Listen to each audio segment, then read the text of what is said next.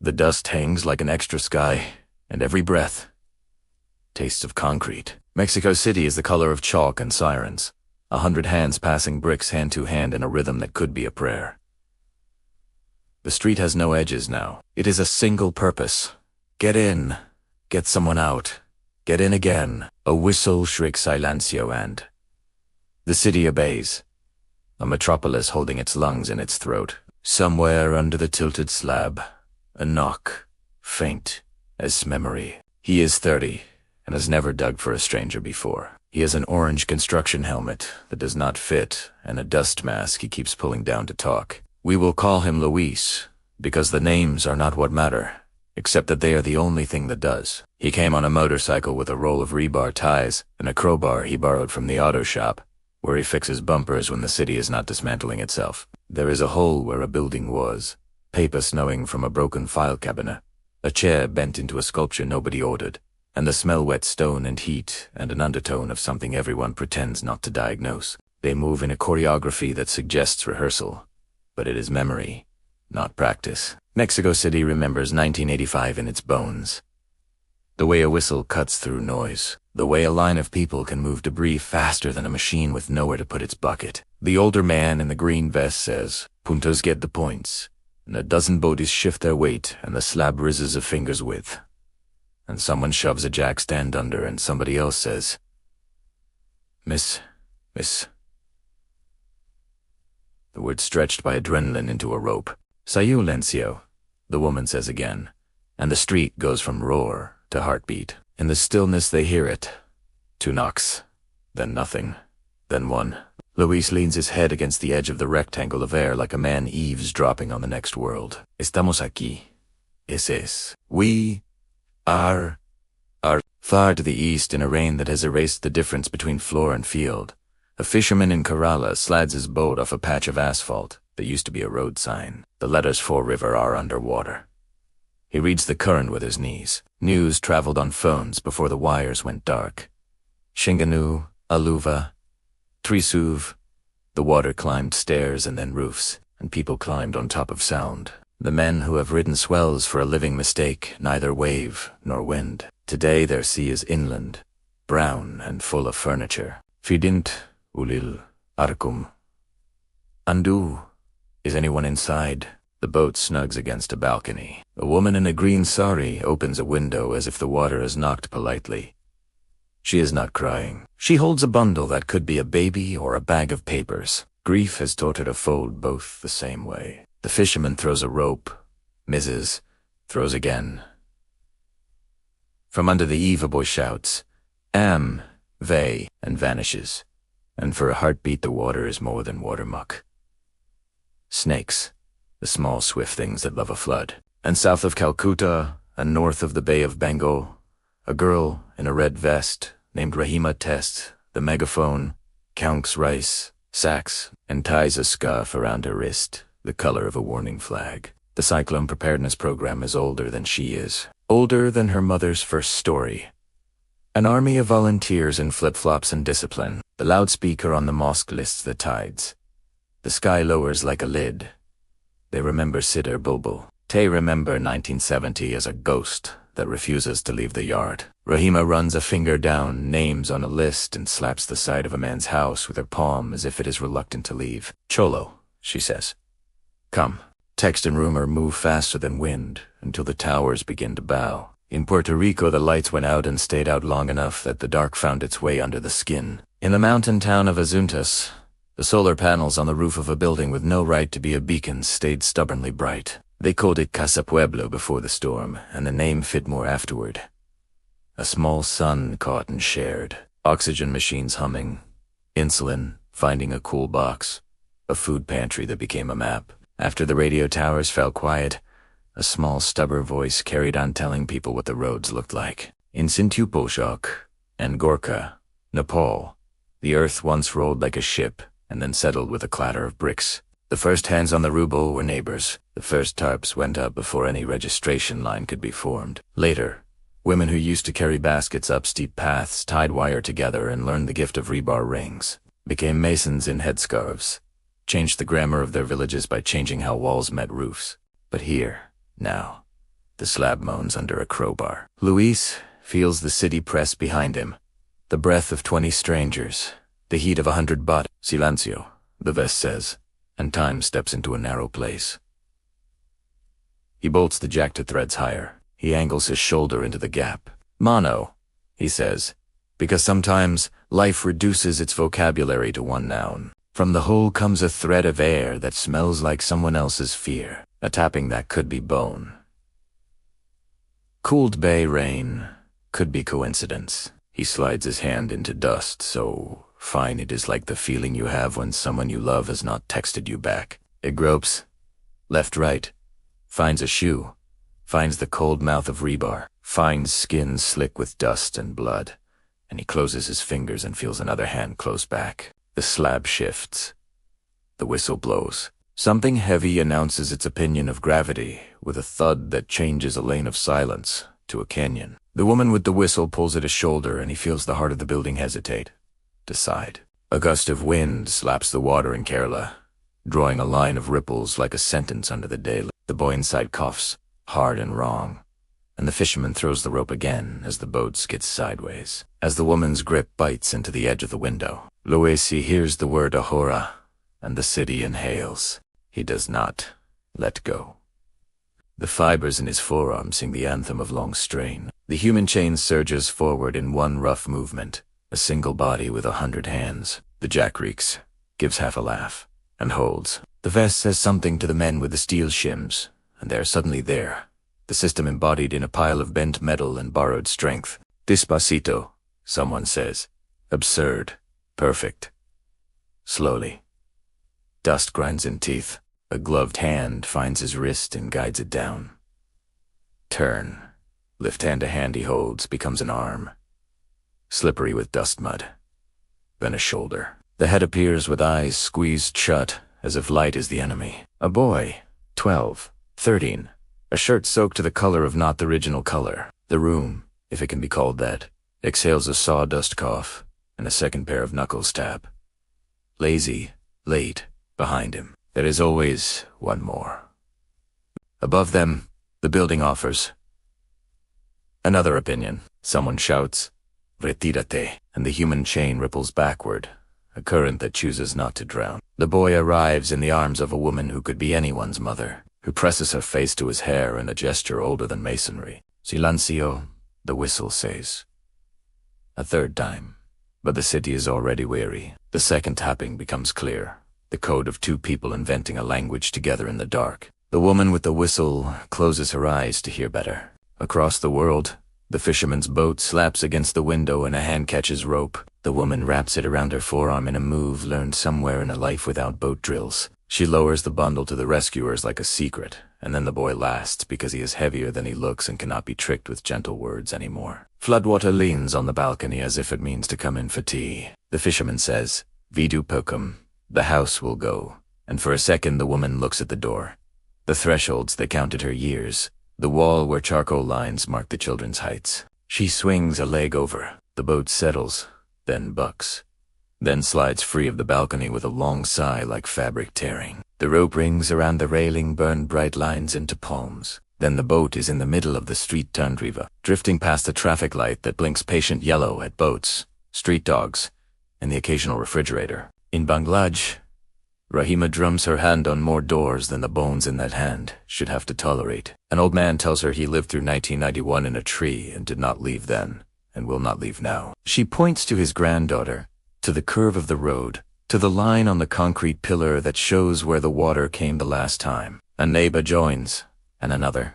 The social physics of persuasion bending toward movement. A teenager whistle calls goats, as if they are friends late to a movie. The sky, green-gray and thickening, presses down on roofs until they seem to crouch. The last boy to lock a door throws the bar and runs, holding a rooster under his arm like a briefcase. When the wind comes, it comes in floors. The first floor is leaves. The second floor is loose metal. The third floor is walls. The river stands up into the world and forgets its banks. But the concrete box on pillars with a hand-painted sign calling it a shelter does what it was meant to do. It receives. Rahima counts as people spill in. Counts again. Opens a notebook that would be a liability anywhere else, besides his memory's backup. The men who did not want to leave arrive last, trailing stubbornness like a kite unspooling its string. In Mexico City, the second set of fingers finds a hand to grip and a chorus of small, loud instructions. Riz is the opera of any rescue. Not now, now, wait, push, quiet, breathe. A whistle sharpens and flattens the air and everything pauses. The second survivor's breath comes high and fast. "Hey, Atra," a voice says.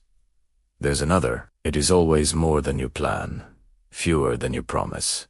Exactly as many as you can reach." On a hill in Puerto Rico, after a hurricane seemed to steal the idea of time, Casa Pueblo glowed. Children pressed noses to the community center's window to see the fish tank flicker like a miracle. Adults plugged phones into solar outlets there the way they had once done in kitchens and living rooms. People stood next to relatives with oxygen concentrators and did not cry because the hum held back panic with its evenness. A woman with a cooler of insulin leaned on the counter and did not say thank you because that word is too small for a week of nights displaced by midnight darkness. So she said, "Do you need help?" and stayed to stack boxers.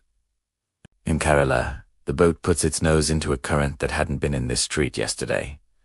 A long unspooling of borrowed river pushing toward the lowland like intent. The rope hums in the fisherman's fist. A coconut tree leans, apologizes to nobody, and enters the water. Under a tin roof, a cow moans in a tone that is old as domestication, and the boatman says, "We'll come back to the animal because people need him to say it to something." At the Rubble site, an old man in a green vest, who is 1985's younger brother, barks. Los Topos, almost as a salute, and as if conjured, a squad of men and women with knee pads and headlamps slide into position. The moles have been crawling into the spaces between bad luck and worse for decades. One of them, gray at the temples, drops to his belly and becomes a snake made of intention. The crowd steps back and gives quiet his breath. The wind in Bangladesh decides to be less polite. The door of the shelter rattles with the force of a strong gust. Rahima hustles a final grandmother through and slides the bolt down to a slot that looks like a mouth that is done talking. The room shifts tone. Now it is a ship.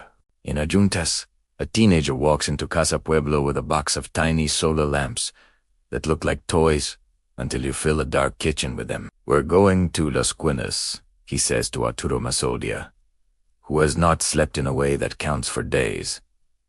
And Arturo nods and says, "Ten cuidado," and does not tell him how to be careful, because the boy has learned that already from the island's shoulder. In Mexico City, the mole, under the slab stills. The world narrows to breath and weight. He listens with the stethoscope of his skin. He says, "A la Derica," and the world above him bends a degree that way. Crowd as instrument. He slides his arm into a darkness that compresses around it like water. His fingers touch cloth against shield. Woman and he closes his hand and feels again the miracle of being held back by the living. A long metal sound like a cello low and cruel speaks through the rubble as steel relearns its curve. The green vestman is already raising his whistle. Luis has his hand on the boy's shoulder to steady him, the way you do from some deep mechanical part of your brain when energy in a system shifts. Demole sais. Ya casi. Almost there, as if he can bargain with a building. Carol Espo kisses the top of a wall and slides along it as if greeting a neighbor's fence. The woman from the balcony squeezes her son against her ribs and closes her eyes so she won't see the wiry branch that just touched the back of the boat become a snake, then become not a snake. A rope of leaves and mud. A man on another boat holds a rope with a loop in it and shouts something she cannot hear because the rain found a new intensity. Rahima, in the shelter, counts again. She is 3 short. The room is loud with wind and with prayer. She looks at the man who didn't want to leave, and he looks at the floor because he knows who those 3 are. She lifts the bar on the door and the storm comes in like a dog that doesn't understand that a threshold means anything at all. They go back into the weather not because they are brave, but because habit and love are the muscles you can't stretch enough. Rahima ties the scarf around her mouth and steps into a road that is a canal.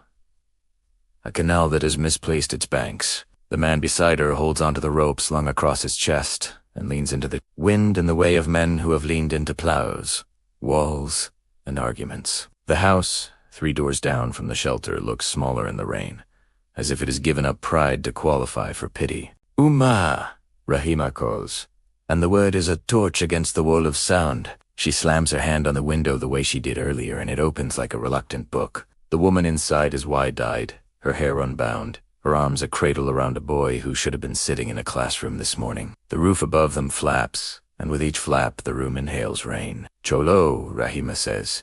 Same word. New urgency. And the woman shakes her head once at all her reasons and then nods at one. In Mexico City, time pinches down into the space between glove and skin. The mole in the rubble knows the vocabulary of concrete by feel. The way a slab lies when it wants to trap. The way block crumbles when you ask too much. The way rebar flex back to its first intent. He says, para once, and everything freezes. He uses his fingertip to hook a collar, a bit of sleeve, a hope. The whistle does not blow because the air wants to honor the physics of concentration. Today sot, the fisherman follows the road by reading the tops of street signs through brown water. A balcony with a plastic chair lashed to it passes like a boat that forgot to be a boat. Another man chest deep pushes a door on which sit two children.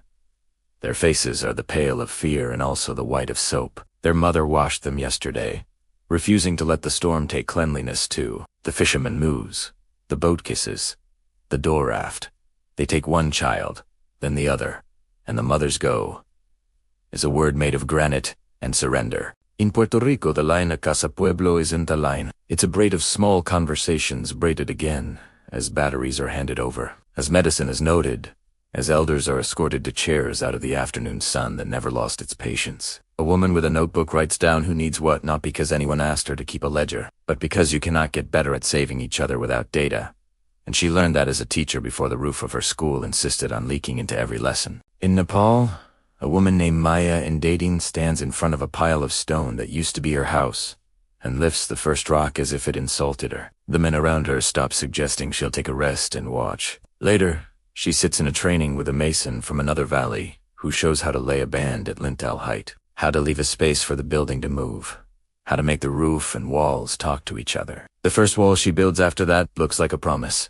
Rahima gets the boy under her arm and the woman's wrist in her hand and pulls him into the present tense of running water. The old man locks the door because manners persist in storms. A tree barks its shins on the side of the shelter on the way to falling. Inside, faces turn to the doorway in relief and anger. Relief that the missing are not missing anymore. Anger that the world demands this math. Estamos contigo, Luis tells the boy with the dust in his hair in Mexico City, without looking at him. He is talking more to his bones. The mole's palm slides against skin and catches at the wrist. The second person under the slab seems to accept the offer the way a drowning person accepts air. Completely, without ceremony. Dispatio, says the voice we now recognize as the old man in the green vest. The jack sighs. The slab tilts its head, considers falling. The crowd leans back hard on a rope to keep the loose end from doing what loose ends do. In Kerala, the boat enters a living room through the remaining glassless rectangles that used to be windows and jokes with a picture of a god that watches from the wall with absolute calm. The man at the prow ducks the fan that still dangles absurdly from the ceiling. Eponamil pokum, he says. Let's go. He has a love affair with understatement. The line at Ashuntas is still invention in progress. A nurse discovers that her phone can be turned into a clinic by light from a solar lamp. A boar realizes he can set up a charging station in a neighbor's porch with a spool of wire and some practical arrogance. An old man sits in a chair and listens to the radio and hears, for the first time in days, the sound of someone else's day. The grid will be months. The sun is immediate. And then in Mexico City, physics takes its vote again. A corner that had decided to be stable decides to renegotiate. The mole says, Ahora. And someone says, yeah, and the sound that comes is complicated. A crack, a grind, a sigh. And then, through that orchestra, the small, clean sob of a person crossing a threshold. The survivor is up, out, into arms. And everything accelerated to this point slips back to speed one. People cry because the body needs something to do with all that cortisol. Someone laughs, the brittle laugh of joy that is ashamed of itself. There is always one more knock. There is always a silence that follows. The woman with the whistle tilts her head and listens into the emptiness. Hears only the moan of a city and the sound of the mole slithering farther along a corridor of void that once was an office. He is not tired yet, but he knows what tired will be later. Rahima closes the bar and the door shudders in relief. Someone in the shelter cracks a joke, and a ripple of laughter takes the corners off fear. In the back, a birth begins, because the clock of anything important ignores meteorology. A midwife unwraps a cloth. A man takes off his sandals, as if entering a place that demands respect. A child stares at the door and counts how many tin sheets it can take to make a wall. In Kerala, a rescue boat slides between houses, like a thought that was never supposed to exist. The fisherman's phone buzzes in a Ziploc bag. A message arrives with a list of coordinates and names. Someone has turned their cousin's drone footage into a map with dots. Someone else has turned the map into a task list. Someone else into a radio call. Someone else into a boat moving. The volunteering from nowhere has found a nervous system. On a flyover-turned pier, women in saris ladle rice porridge into steel plates and wipe sweat with the ends of their shawls. At Casa Pueblo, the air smells of warm plywood and coffee. On the table, a poster from an old march sits under stacks of extension cords. People who have never been to a juntas hear about it on the radio and drive up to charge. Someone makes a sign with a marker. Compartimos el sol, we share the sun. And it is not a slogan. It is a policy. The mole slides deeper. The space narrows to the width of a rib cage. He keeps one hand in front of his face to guard against nails and the occasional rat hair brush. He hates rats and does not care. The air is the temperature of breath. He does not feel his knees. He remembers an aftershock in 1985 and a street that did not accept its new geometry. He thinks of a woman he once pulled out, who never learned his name and who, when he bumped into her years later in a bakery, just touched his arm and nodded. Rahima leans her head against the concrete pillar in the shelter and stares at the paint where someone traced the last storm's height. Amia Kane, she whispers.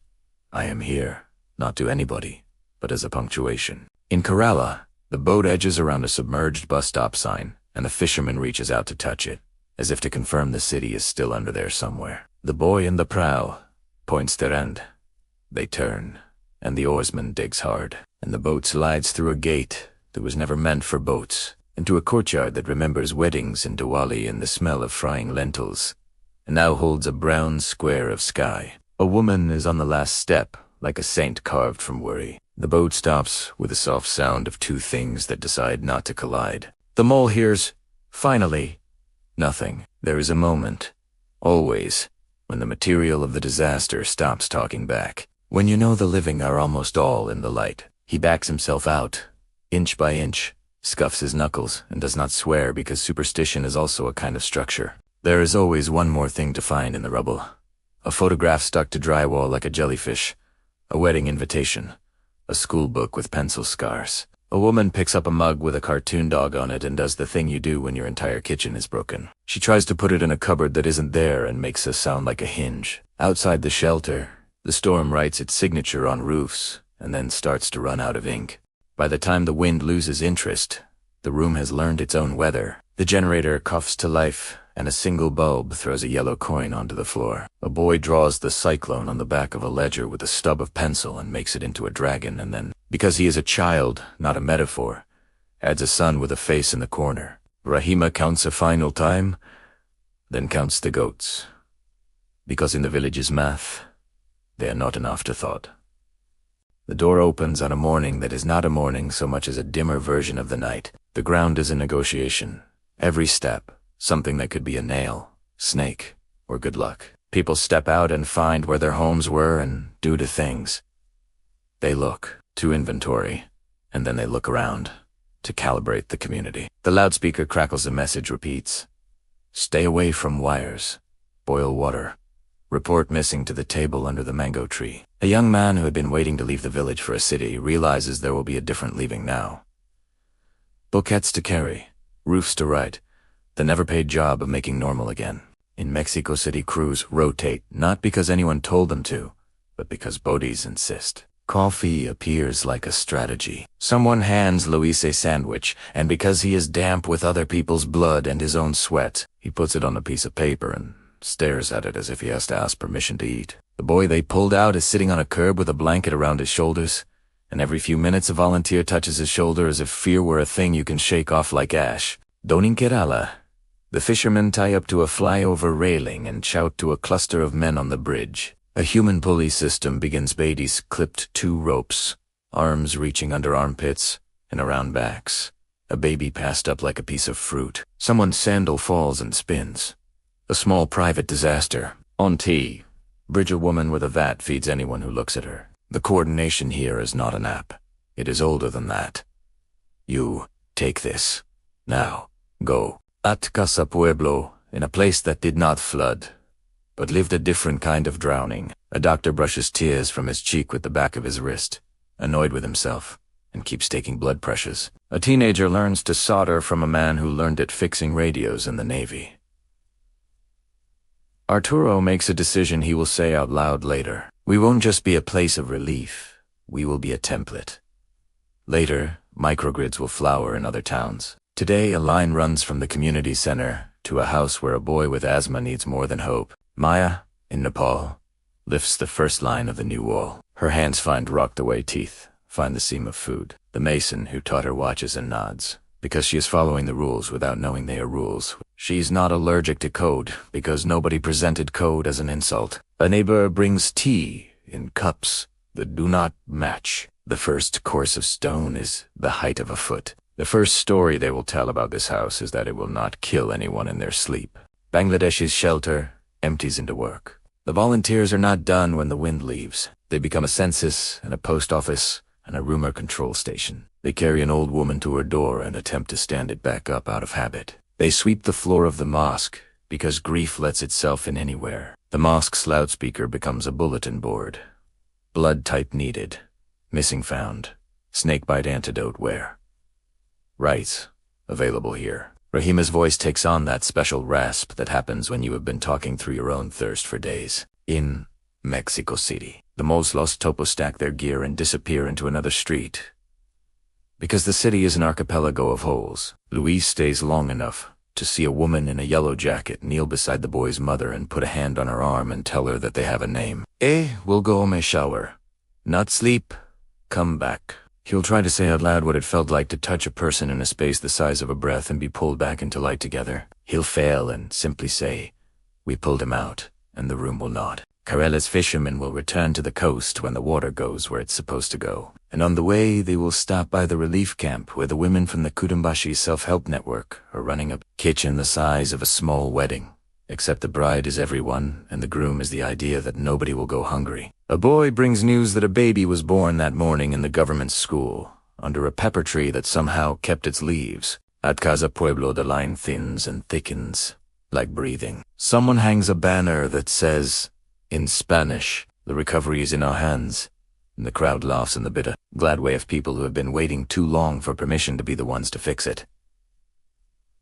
A truck arrives with donated panels. A man in a ball cap taps them like melons. The radio broadcasts names of people who need water and the names of roads you can pass. And someone reading the list says, be careful, in a way that sounds like a grandmother. Maya puts a belt of rebar through the wall like a seam in good clothing. She will teach this to her daughter, who will call it by whatever word means safe line in the language they share at the stove. The men who once assumed they would lead the rebuilding sit back on their heels and watch because leadership is sometimes shutting up. Rahima stands in a house where the water climbed the bookshelf and kneels on the floor to pick up a photograph. She holds it under a quiet fan to let it dry. A blasphemy against the humidity. In the picture, 2 children, different than the 2 she brought through the door, ride a bicycle built for someone taller. She calls to the room.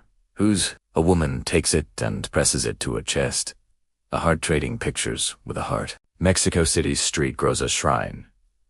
Candles, names, taped paper that moves in the wind, flowers that feel absurd next to concrete, a stuffed teddy bear that someone insists looks like the one from inside. The mayor arrives late with cameras and leaves earlier than grief does. The volunteers stay. The moles come and go. The human chain reconstitutes itself around each Aftershock codeword. Silencio, the whistle says again. But now it means remember. Now it means listen for what is coming next. Karella's floodwater begins to pool like a tide that has lost patience. What it leaves is heavy and smells of everything. The sweetness of rotting fruit, the metallic of ruined appliances, the animal of mud. The fishermen go home and take apart their engines and lay the parts out in the sun the way you lay out seedlings. They scrub their boats with coconut husks and sea lines on the hull that mark where the city got inside them. Later, someone will call them the Kerala Navy. They will shrug and ask for new oars. At Casa Pueblo, the first week's emergency becomes the second week's plan. Workshops happen without anyone calling them that. A man who never thought he would say photovoltaic out loud in his life says it twice before lunch. A grandmother learns that a solar lamp can be charged and keeps a note about it close-pinned to the lamp's handle. The sun sets at 6, and astonishingly, the room still has light. In Nepal, Maya's wall reaches her waist, and then her shoulders, and then the lintel. And her neighbor brings a garland of marigolds and says, "Put this on, builder." And the word sits on Maya's shoulders like the shawl she once put over grief. The radio on a shelf plays a voice reading out building tips between songs, a cultural program that became a resilience plan. She smiles at the sound of rebar talked about with the same affection you use for a cousin. Rahima Hans Raw goes to the riverbank where a boy has built a boat out of plastic bottles and string. He sails it in a puddle that is a lake in his head. "Ese stoer, I will be on the megaphone next time." And she says, "Inshallah," and thinks, yes, the next time is always coming. The next time is also the reason to write down, to train, to insist, to knit what worked into the muscle of the place. Which is why, when the loudspeaker crackles in a city far from all these places and says there's been an explosion and streets are blocked and glasses everywhere, and people step out with brooms and a force that looks like anger and is actually love, it feels familiar. Community arriving faster than hierarchy, faster than a plan, but learning to be a plan anyway. The whistle will blow again. The boat will find a window again. The shelter's door will bang and bar and hold. The sun will run a little grid on a roof, not designed for it, and it will do it with no permission but light. If the story bends toward any climax, it is this: the realization that the first responder is almost always the neighbor, and the neighbor is strongest when yesterday gave them tools. The rope between two balconies is tight with water and hope. It is the last house on the lane in Kerala, too empty. The woman who would not leave, because the corner with the framed gods never flooded in 30 years. Because superstition is sometimes just data with a small sample size. The fisherman, arms like mooring lines, throws again. The loop catches, the latch and cinches. The boat slews, balances, settles. Her feet find the boat, then air, then wood, and when she sits, the way she exhales shakes the boat. A neighbor on the bridge collapsed once, and then everyone does. Dampum's making sound against a sky that forgot to stop raining. Later, in the relief camp, she will hold a paper cup of porridge that tastes like smoke and salt and rumor and say, "You came," to a man with 3 blisters and a grin that is too tired to decide between joy and grief. In Bangladesh, the door of the shelter opens onto a blocked world that feels wider for having been survived. The Count Machaziles. This is not a miracle. It is a program. It is 100,000 small rehearsals. Drills under a green flag. A whistle in the mouth of a teenager. A volunteer insisting on leaving before the sky believes it's time. The storm has taken roofs, fields, a bridge that held a story about a couple who met there. It has not taken as many names as in 1970 or 1991. The shelter has become something you can touch. The difference between a hazard and a massacre. Mexico City buries its dead with the tenderness and fury that disasters teach. The boy in the blanket goes home and tells the story out of order, because his body doesn't remember time as a straight line yet. Louise dreams in lots of edges and wakes to his phone buzzing with messages. Come back. We're at another site. Bring gloves. A week later, he sits in a community center with a dozen people who are strangers and are now a list of contacts. And they talk about what tools to buy with donations, how to store them, who will keep the keys. The idea of a citizen brigade ceases to be a headline and becomes an address. In Juntas, Casa Pueblo becomes less a point and more a web. On bright mornings, a class of children walks under the panels and a young woman holds up a laminated sheet with a map of an electrical grid and says, "See." We had one big line. It fell down. Now we have many small lines. They bend. A man who couldn't charge his dialysis machine the first week has a schedule now. The candles that smoked under ceilings give way to small suns you can carry. But Oriko Shamta, neglect that left wires draped like old necklaces across mountains be. The engine for a redesign at the scale of a barrio. Arturo and the others stand in the doorway and watch the afternoon move through the room like a tide.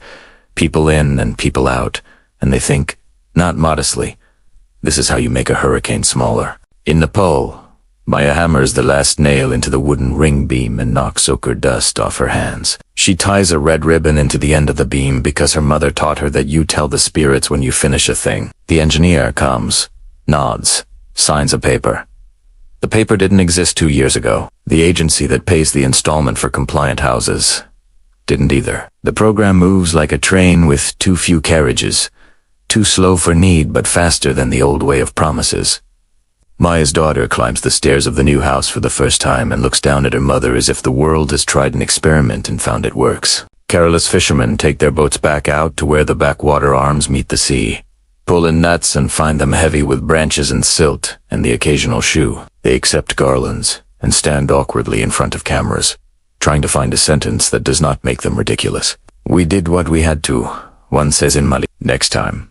Call sooner, another says, and an officer nods and writes it down. WhatsApp groups that appeared like mushrooms in rain do not disappear. They rename themselves and become forums, bulletin boards, markets of need and skill. The state notes the number of the boat that reached the furthest house, rings it in a notebook. Next time, they will call him first. In Bangladesh, Rahima sits on the shelter steps and takes off her scarf, wrings it out, puts it back on, and accepts a plate of rice. She eats 3 bites, and then stands to help carry a water drum into place. The boy who drew the cyclone dragon shows her the picture and she says, "What a monster." And then we beat it, and he smiles and sticks the drawing on the wall with a piece of tape. Later, when the roofs are patched and water lines flushed with chlorinated patients, she will sit with girls in the courtyard and teach them to read the sky-like text.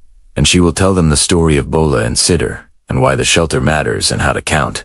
So that one day one of them will stand in a doorway and be the person who bangs and says cholo and gets ignored, then obeyed. Mexico City, like every city, will forget a little and then remember in drills and anniversaries. But some things will not be allowed to drift back into myth. In neighborhoods, red vests will hang on hooks and people will know whose house to go to when the loudspeakers whistle. The human chain rehearsed itself beyond romance and into protocol. Someone will say in a meeting, "We need shoring struts. We can build them with wood from the market, and nobody will look at him like he is dreaming too big." At Casa Pueblo, a map of Puerto Rico with dots for microgrids blossoms like a string of stars. In a clinic down the hill, a solar fridge hums. In a school that lost its roof twice, a teacher writes on the board by sunlight that traveled across 93 million miles and did not demand an invoice. The island's power authority posts a blueprint with unfamiliar words. Resilient and a reporter who learned to pronounce photovoltaic at a kitchen table writes a story that might bore most readers and might save their lives. In Nepal, the radio program runs another segment, this time about tying down furniture, about keeping emergency rice in a tin, about how to maintain a stone cut you've made when the first monsoon comes. A mason from Maya's village goes to the next one and becomes a teacher. The phrase, "build back better," which everyone had learned to hate for its vagueness, gets fleshed into a wall that doesn't fall. The point where these lines meet is not an epic hero with a cape. It is 1,000 small heroics grown into a system. Community power is not just the moment of rescue, the rope thrown, the column held, the whistles whoosh. It is also the components that make the next rescue faster and the next storm smaller in human terms. It is women running kitchens that become supply chains. It is fishermen reading currents that become maps. It is teenagers with megaphones becoming aunties with clipboards. It is a radio show that becomes code, that becomes houses that keep you alive when the earth forgets to stay still. And still, truth insists. Poverty and distance and neglect make all of this harder than it should be. The most courageous neighbor cannot pour concrete that isn't there, cannot clear a canal that can be ignored, cannot write a building code and sign it into law, which is why these stories bend toward policy even when they start in a boat or under a slab. Fund shelters and they fill with the living, not the remembered. trained the masons, and they braid their knowledge into every beam in a village. Give the community a switch they can control, and their oxygen machine does not depend on a grid 3 governors away. Leave them waiting, and bravery becomes a eulogy. In Karela, the woman from the last house on the lane lights a small lamp at dusk in the relief camp. Beside her, a young volunteer bandages a blister on a fisherman's palm. He laughs and says it is the prettiest bandage he has ever had. In Bangladesh, Rahima writes 3 new names on her list. Girls who stood at the door and did not flinch. In Mexico City, Luis sits on his motorcycle at a red light and watches a line of people outside a building take part in an evacuation drill. And he smiles in a way that does not need to be seen to count. In Puerto Rico, a boy flips a switch at his grandmother's house, and the fan wakes up to a room that feels like forgiveness. In Nepal, Maya sleeps for the first night under a roof that could be a lullaby. Community power in crisis is not a fairy tale. It is work. It is breath held at a whistle and breath shared through a concentrator on a solar line. It is the river coming and the door closing and the count meeting the list. It is the knowledge that the first hour is ours, and that the months after are ours, too, if we claim them. If stories like this move you, subscribe for more true events that change the world.